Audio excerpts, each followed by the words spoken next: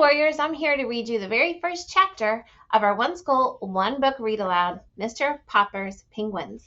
This book is by Florence and Richard Atwater. Chapter 1, Stillwater. It was an afternoon in late September. In the pleasant little city of Stillwater, Mr. Popper, the house painter, was going home from work. He was carrying his buckets, his ladders, and his boards, so that he had a rather hard time moving along. He was splattered here and there with paint and calcimine, and there were bits of wallpaper clinging to his hair and whiskers, for he was a rather untidy man. The children looked up from their play to smile at him as he passed, and the housewives, seeing him, said, "Oh dear, there goes Mr. Popper. I must remember to ask John to have the house painter over here in the spring." No one knew what went on inside of Mr. Popper's head, and no one guessed that he would one day be the most famous person in Stillwater. I want to make sure you see this picture of Mr. Popper. Does that picture kind of look like the what the author was saying about him, a picture in your head of him? He was a dreamer. Even when he was busiest smoothing down the paste on the wallpaper or painting the outside of other people's houses, he would forget what he was doing. Once he had painted 3 sides of a kitchen green and the other side yellow. The housewife, instead of being angry and making him do it over, had liked it so well that she made him leave it that way. And all the other housewives, when they saw it, admired it too, so that pretty soon everybody in Stillwater had 2 colored kitchens. The reason Mr. Popper was so absent-minded was that he was always dreaming about faraway countries. He had never been out of Stillwater.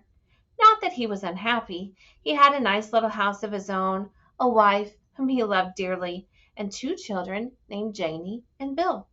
Still, it would have been nice, he often thought, if he could have seen something of the world before he met Mrs. Popper and settled down. He had never hunted tigers in India, or climbed the peaks of the Himalayas, or dived for pearls in the South Seas. Above all, he had never seen the poles. That was what he regretted most of all. He had never seen those great, shining, white expanses of white and snow and ice. How he wished he had been a scientist instead of a house painter in Stillwater, so that he might have joined some of the great polar expeditions. Since he could not go, he was always thinking about them.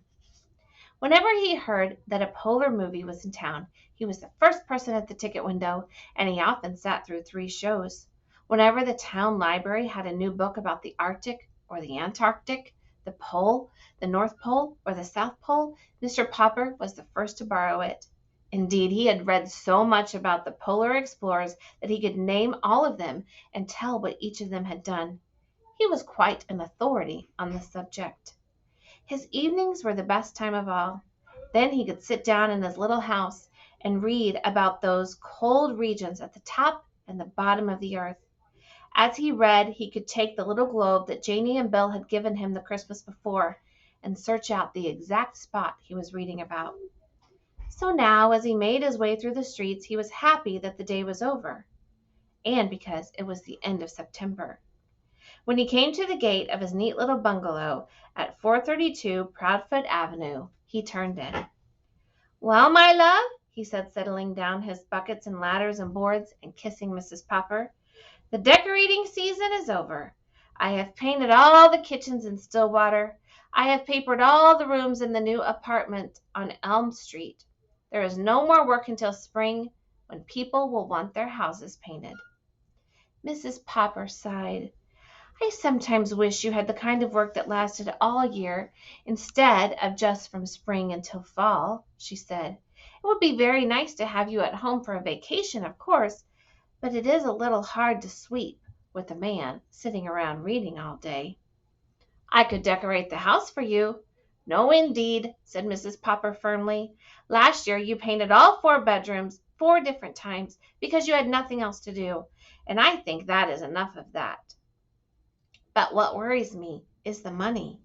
I have saved a little, and dare I say we can get along as long as we have no other winters. No more roast beef, no more ice cream, not even on Sundays." "Shall we have beans every day?" asked Janie and Bill, coming in from play. I'm afraid so, said Mrs. Popper. Anyway, go wash your hands for supper, and Papa put away his little litter of paints because you won't be needing them for quite a while. That is the end of chapter 1. So we got to know the Poppers a little bit. We know there are 4 of them living in their house. We know what Mr. Popper does for a living, and we know what Mr. Popper dreams about too, right? So we got to know our characters a lot in chapter 1. Chapter 2 is called The Voice in the Air.